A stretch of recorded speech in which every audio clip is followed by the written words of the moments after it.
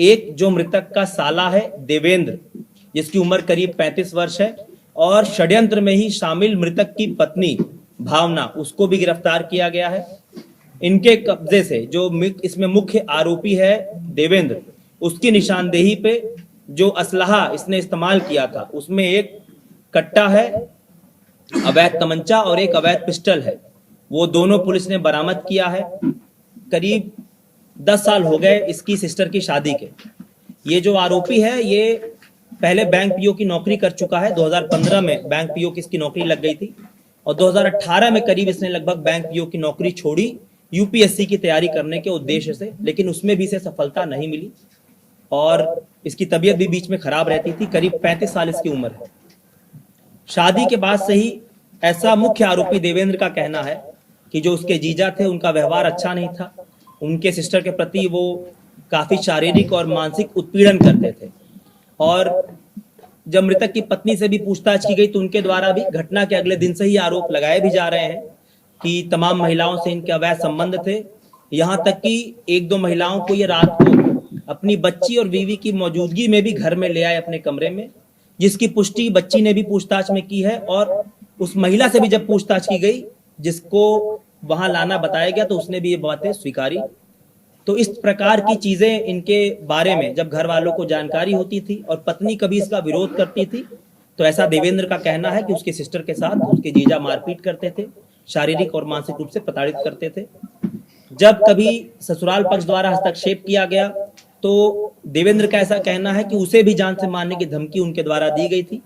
इन्हीं सब परिस्थितियों के चलते इन्होंने मृतक की पत्नी यानी कि अपने सिस्टर के साथ मिलकर इस चीज को ठाना कि अब इनको रास्ते से हटाना है। इनके बीच में पिछले 2-3 महीने पहले ही ये बात तय हुई थी कि अब बात हद से बढ़ रही है, इन्हें हटाना है। इनकी ये कार्य योजना तब से लगातार चल रही है। ये मौका तलाश रहे थे। कुछ दिन पूर्व ही जो मृतक की गाड़ी है क्रेटा, उसमें इस मुख्य आरोपी द्वारा एक जीपीएस ट्रैकर लगाया गया था जिससे कि वो उसकी ट्रैकिंग पूरा उसको ट्रैक कर सके। घटना वाली रात को भी जीपीएस ट्रैकर के माध्यम से इसको पता था कि मृतक कब घर से निकला है, कितनी दूरी गया है और कहाँ गया है। और जब वो लौट कर आया तब भी उसका पूरा मूवमेंट ट्रेस किया गया है। जब जीपीएस ट्रैकर के बारे में जानकारी की गई तो घटना के बाद जीपीएस ट्रैकर इसके द्वारा नष्ट कर दिया गया था। लेकिन जब इसका मोबाइल चेक किया गया, उस मोबाइल में उस जीपीएस ट्रैकर का एक ऐप डाउनलोडेड है। उस ऐप में लॉगिन इससे कराया गया तो उसमें पूरा वो पाथ हिस्ट्री जो मृतक की है पूरा वीडियो के फॉर्मेट में आप मैप पे उसको ट्रेस कर सकते हैं कि जब वो अपने घर से निकला है और राजाजीपुरम गया है 12 तारीख की रात्रि में और 13 तारीख हो गया 12 बजे के बाद, तो 13 तारीख की रात्रि में वो लौट कर आया है। वो पूरा उसमें वीडियो मौजूद है। तो वो एक बहुत ही क्रूशियल एविडेंस है जो इसमें केस में हमारी हेल्प करेगा। बाकी सीसीटीवी फुटेज है हमारे पास, वो ई रिक्शा चालक है, तो तमाम कड़ियां जुड़ी। ये पढ़ा लिखा था, शिक्षित था। जो मुख्य आरोपी है देवेंद्र, इसने बीटेक कर रखा है। जैसा कि मैंने बताया बैंक पीओ की इसने जॉब भी कर रखी है। घटना के दिन ये अपना मोबाइल फोन घर पे छोड़ के गया था और इसका एक भांजा है जो 12वीं में पढ़ता है। उस भांजे को इसने कह रखा था कि मैं जरा दिवाली में बाहर जा रहा हूं, तुम ऐसा करना इससे बीच बीच में ऑनलाइन खाना ऑर्डर कर लेना और मेरा तुम वो जो अकाउंट डिटेल्स है यूज कर लेना। तो बच्चे ने जो है 12 बजे ऑनलाइन जोमेटो से मंगाया, 2 बजे कोई रोला रप्पा का कुछ मंगाया। तो इस तरह से वो अपनी प्रिंट छोड़ रहा था कि मेरी अलीबाई घर पे रहे, मोबाइल घर पे है और उसकी पुष्टि हो रही है कि ऐसा तो खाना ऑर्डर हो रहा है। तो इसने कई महीने से इसकी प्लानिंग कर रखी थी बहुत शार्प तरीके से और धीरे धीरे एविडेंस को डिस्ट्रॉय करने का भी ये प्रयास कर रहा था। साइकिल भी इसने साइकिल की दुकान के पास से, साइकिल की दुकान से नहीं खरीदी थी, उसके पास से जो मैकेनिक टाइप के होते हैं, एक सेकेंड हैंड साइकिल खरीदी थी और जाकर चारबाग स्टेशन पे उसको खड़ा कर रखा था कई दिन से। घटना वाले दिन जो दिवाली का दिन था, उस दिन अपने सिस्टर से इसकी बात हुई थी और सिस्टर से उसने बताया था कि आज मैं इस घटना को कारित करूंगा। उसके सिस्टर ने उसको आश्वस्त किया था कि मैं प्रयास करूंगी कि मैं इनको अकेले लेकर आऊं। जैसा कि मृतक के जो भाई हैं उनके परिवार द्वारा भी बताया गया कि कुल 3 परिवार 2 गाड़ियों में सवार होकर गए थे राजाजीपुरम अपने रिश्तेदार के यहाँ और वापिस भी उन्हें साथ में आना था। लेकिन करीब जब 1:30 बज गए तो इस महिला द्वारा ही बताया गया बार बार कि मेरा सर में बहुत तेज दर्द है और मेरी तबीयत खराब हो रही है, आप वापस चलिए। और दबाव डाल के उसको वहां से निकाल के पार्टी से वो वापस घर की ओर आए।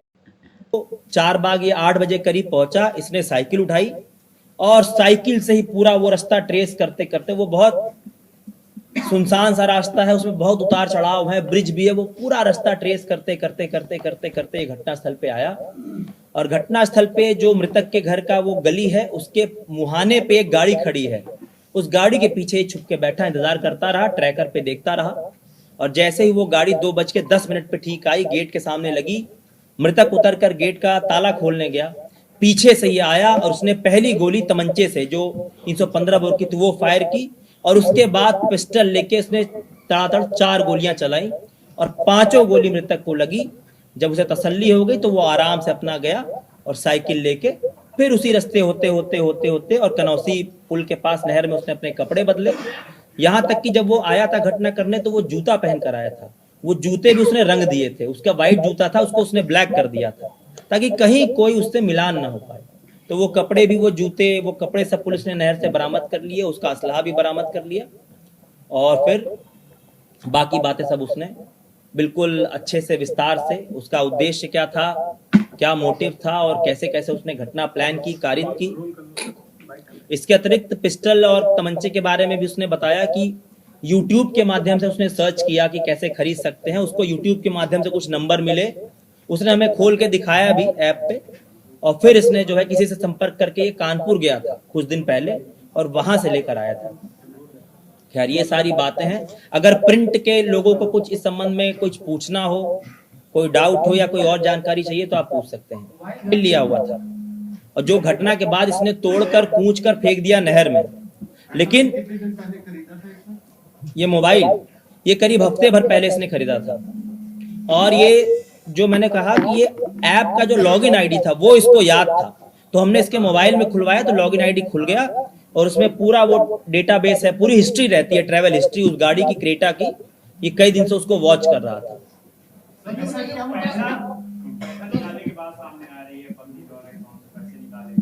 नहीं, पत्नी द्वारा कोई पैसे नहीं निकाले गए थे, इन लोग के अकाउंट वगैरह सभी के देखे गए हैं, तो कुछ ट्रांजैक्शन हुए हैं, लेकिन इस घटना से जुड़ा ट्रांजैक्शन अभी तक प्रकाश में नहीं आया है।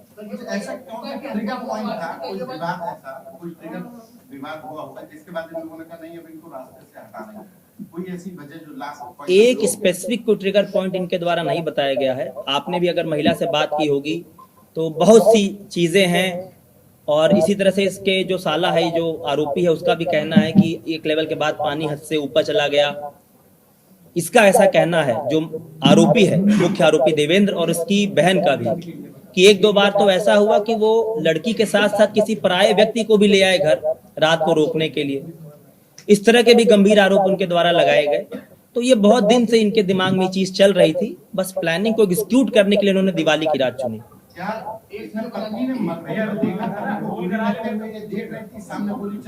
हाँ, ये गाड़ी में बैठी थी, इसके सामने ही हुआ। वो गाड़ी से तो बस गेट से समझिए 10 फुट की दूरी पे गाड़ी रुकी हुई है, गाड़ी से उतर के वो गेट खोलने गया, पीछे से आके उसने फायर कर दिया।